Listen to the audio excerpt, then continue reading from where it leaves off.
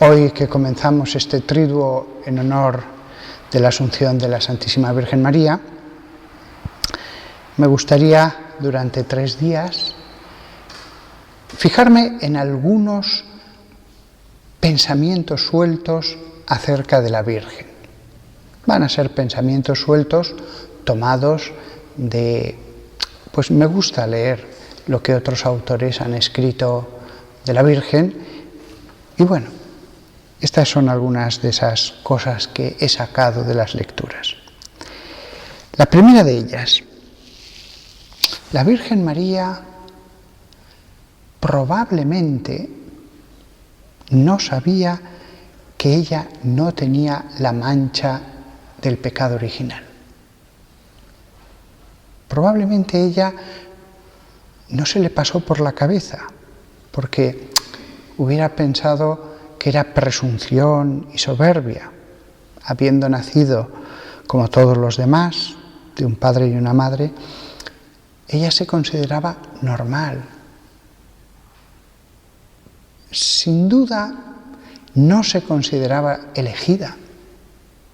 Oraría para que naciera el Mesías, pero ella no se consideraba digna. Es posible que en algunos santos Dios oculte a sus propios ojos un poco el valor de sus almas, o mucho, para no caer en la soberbia.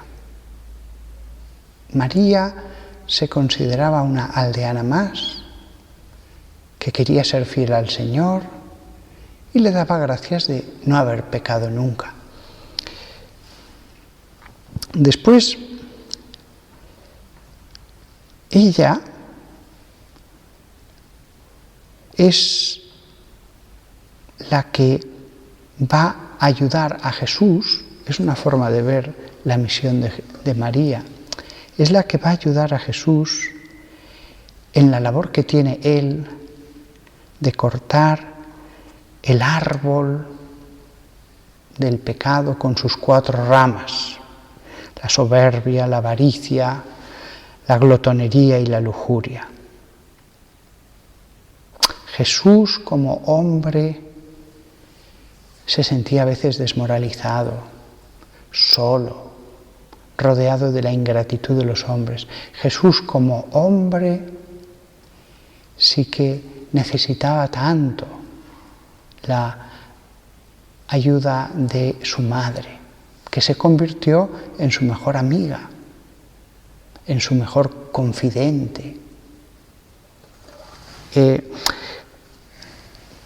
Es una colaboradora, porque Dios ha querido que los seres humanos podamos colaborar en los planes divinos, pero no una colaboradora más, al final es la colaboradora. Un árbol espiritual con 4 ramas, y cortarlo no era nada sencillo. Otro aspecto interesante es que mientras Jesús predicaba, que mientras Jesús pues hablaba con las almas a solas, etc., iban masas. Y los apóstoles ayudaban. Todo el mundo quería hablar con Jesús, como es lógico, no con los apóstoles, pero al final muchas veces verían que era tanta la gente que se agolpaba, las filas tan interminables, porque todo el mundo siempre tiene el interés de decir algo personalmente, que no me oiga nadie, maestro. Y Jesús pacientemente escucharía a las almas. Pero esa labor posterior a la predicación, los apóstoles le ayudarían, y conforme más experiencia tomaran, más grande sería esa ayuda. Pero recordad que alrededor de los apóstoles había el grupo de los 73, me parece que eran los 72, los discípulos, los que se sentaban a escucharle ya de forma más habitual. Probablemente ellos también ayudaban algo, No sabemos hasta qué punto. Desde luego Él los envía a predicar y harán milagros. Es posible que la Virgen María también colaborara en esta misión de recibir las almas. Es muy posible.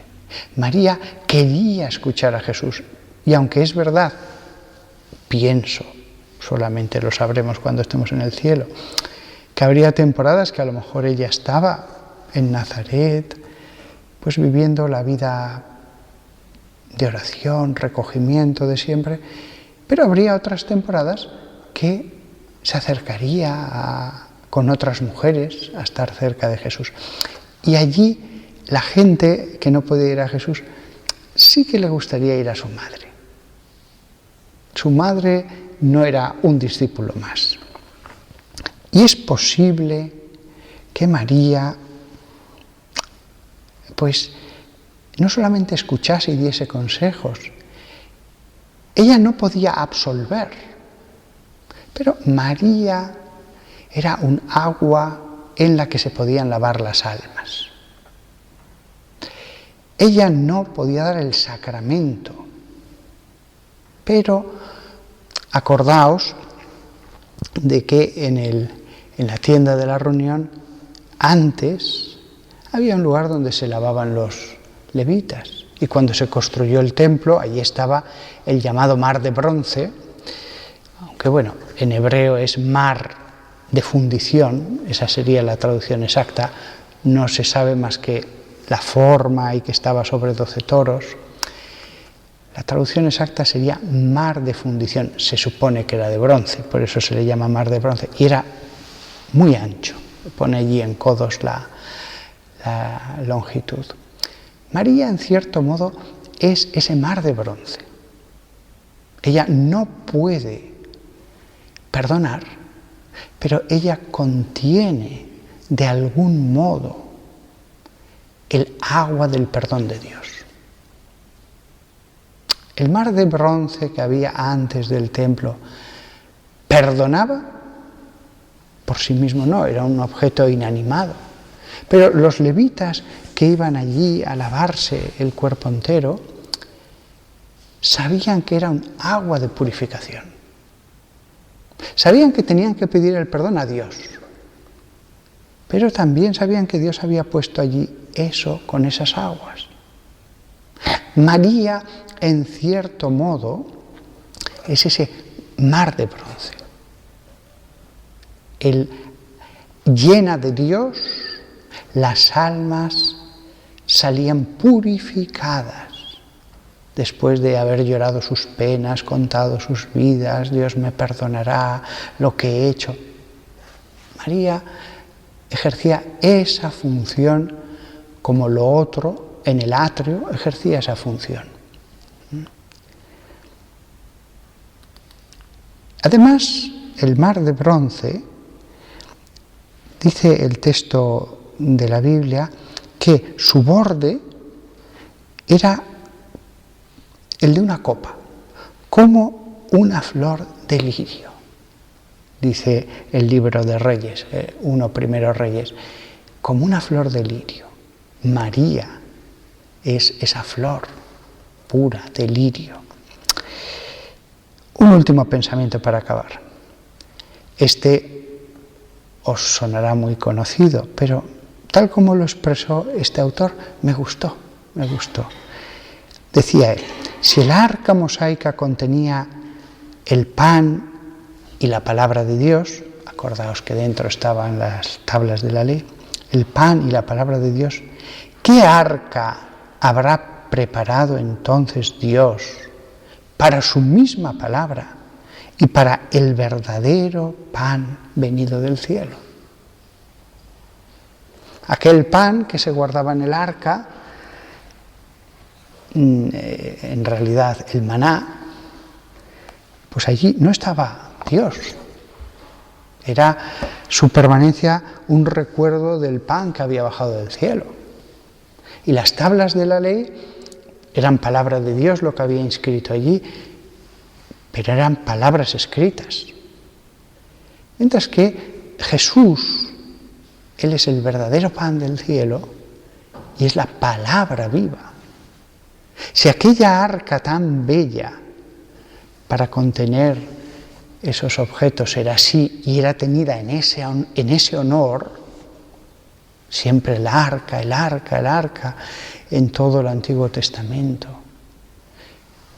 pues en el fondo, si esa arca tan gloriosa en las páginas de la palabra de Dios era inanimada, ¿cómo será el arca viva para contener la palabra viva y el pan vivo? Claro, visto así, el Antiguo Testamento conduce hacia el arca, que es María, y en María está Jesús. Visto así, la palabra de Dios es un viaje hacia María. Y por tanto, la misa, que ahora va a continuar, estamos centrados en Jesús y hacemos muy bien. Pero también puede ser vista la misa como un viaje hacia María, en cuyo interior está Cristo. Y María no va a estorbar, no va a eclipsar. Es el cáliz que contiene dentro a Cristo.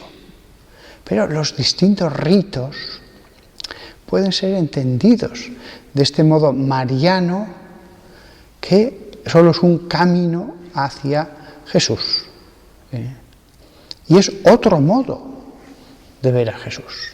Alguno dirá, bueno, yo voy directamente a Jesús, no hay nada malo, no hay nada malo.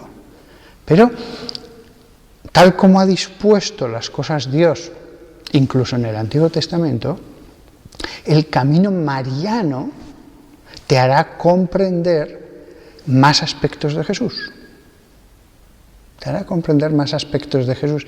Y no solo es una comprensión, la devoción a María, del modo que sea, te hará ganar gracias para ese encuentro con Jesús. Y si usas otro camino, esas gracias no las vas a recibir. La misa como camino hacia María, como penetrar en el templo hacia el arca de la alianza. María como un camino de entendimiento de Jesús y como un camino de gracia y como un camino de perdón. María como camino de perdón del modo que he explicado.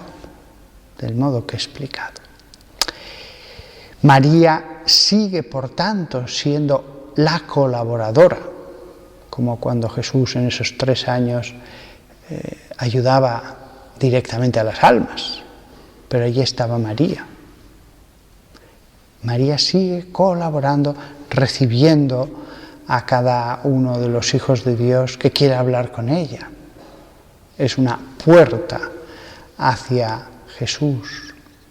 Que todos nosotros veamos este triduo como una oportunidad para pedirle a Dios que nos haga profundizar en el misterio de María, aunque sea a través de las solemnidades y festividades que Dios ha querido que a lo largo del año jalonen la vida de todos los cristianos.